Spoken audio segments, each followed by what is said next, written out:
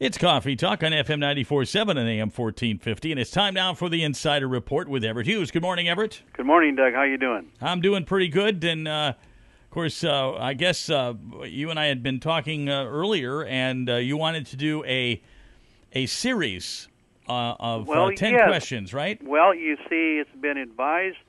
I have a list of the 2011 must-ask questions for all the taxpayers that we're doing work for. Oh, okay. And so we've got a list of questions that we're being recommended to ask.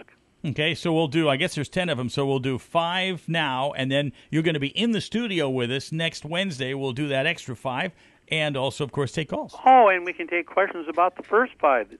Absolutely. It's a plan, Doug. Yes. So what are those first 5?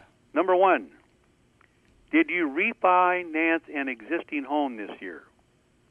If you did, we need a copy of the settlement statement and how the taxpayer used the funds. And that's something somebody might want to call in about next week. But everybody takes whatever those 1098s are and deducts all the interest. That's not in accordance with federal tax law. Oh. You can only deduct is home mortgage interest, acquisition indebtedness, plus $100,000 of HELOC. Okay, so that's number 1. Number 2, we need copies of all of this brand new thing, 1099-Ks. Well, now we're hearing they're not going to require this like they thought they were, but that doesn't mean that there won't be some credit card receiving people that aren't sending 1099-Ks out, and the 1099-K is on the C, the Schedule E. It's on all of your partnership corporate returns. So if anybody gets any of those, be sure and bring those to the tax appointment. Okay. Now, brand new, the EIC checklist questions, earned income credit. Now, these questions, in the software I use, we have always checked these earned income credit checklist questions. But there's a new requirement. You have to attach the form that speaks to the due diligence of whether or not the taxpayer was qualified to take this particular earned income credit on the individual that they're taking it on. So this is a big deal, and that new schedule has to be attached. And that would be number 3, correct? That's number 3. Okay, what's number 4? Number 4. Now this is a big deal. Okay. And the government's making it bigger. And that'll be we can talk a long time next week on that. But do you have foreign accounts valued at over $10,000?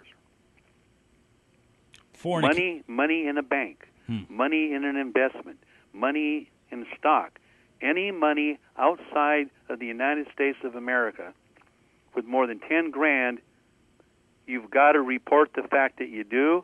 And you might have to do a TDF form to report the income. And this is getting to be a big deal because, citizens of the United States of America, worldwide income is taxable. Even if you're not living in the United States of America at the time, it's still taxable. Okay, and then we got one more, right? Yes, we do. And what is that? Schedule E, rental property detail question. Okay?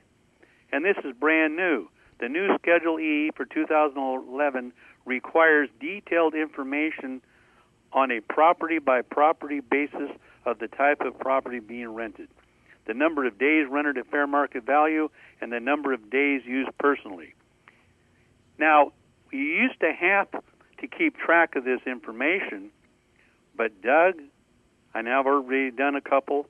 This year, it's right on the Schedule E, and you have to fill out that information and tell them when you file the return.